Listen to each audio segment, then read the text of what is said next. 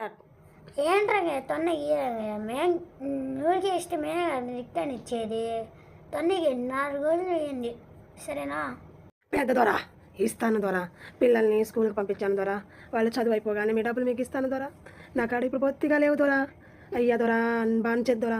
నీకు దండం పెడతాను దొర. నా రోజులు ఆగు దొర. ఏంట్రా తొన్నకి మేము నువ్వుకి ఇష్టమే రిటర్న్ ఇచ్చేది. తొన్నకి 4 రోజులు అయ్యింది. సరేనా? ఏంటి పెద్దయినా ఇలా వచ్చావు? పోలీసు డబ్బులు ఇస్తే పిల్లలు చదువుతావు ఇలా చెప్పావు. ఇచ్చా మళ్ళీ రిటర్న్ అయ్యా అంటే ఇలా మేము కూడా పని చేస్తూ వెళ్తుందా? అలాగే దొర, నేను పిల్లల చదువు కోసమని డబ్బులు తీసుకున్నాను దొర. అవి మళ్ళీ కడతాను దొర, కడతాను. పిల్లలు చదువు అయిపోతే ఖర్చు రూపాయికి రూపాయి వడ్డీతో కడతాను దొర. సరేనా దొర? బాంచను దొర. ఏంటయ్యా అట్లున్నావు? ఏమైంది? ఏమైందో చెప్పయ్యా. మీరు చెప్తేనే కదయ్యా నాకు అర్థమయ్యేది. ఏం చిన్న దొర పెద్ద దొర డబ్బులు ఏమైనా అడిగారా మళ్ళీ? అయ్యో, మరి ఇప్పుడు ఏం చేయాలి మనం? పిల్లల చదువు కూడా అయిపోలేదు కదయ్యా. సరే, నా ఒంటి మీద నగలైనా అమ్మేసి వాళ్ళకి ఇద్దామా? చెప్పయ్యా, ఏదో ఒకటి మాట్లాడయ్యా. మీరు అలా ఉంటే నేను చూసి ఉండలేనయ్యా. దొర, చిన్న దొర పెద్ద దొర డబ్బులు అడుగుతున్నారంగి. ఏం చేయాలో తెలియక చేతులు పిసుక్కుంటున్నాను. అయ్యా నేను బడికి పోనయ్యా.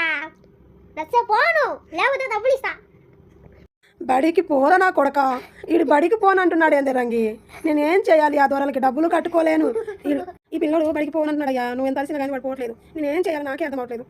అసలు నేనేం చేయాలో చెప్పండి. మీరు వీడియో చూసారు కదా, లైక్ చేయండి, షేర్ చేయండి, సబ్స్క్రైబ్ చేయండి, నచ్చితే ఫాలో అవ్వండి. బాయ్.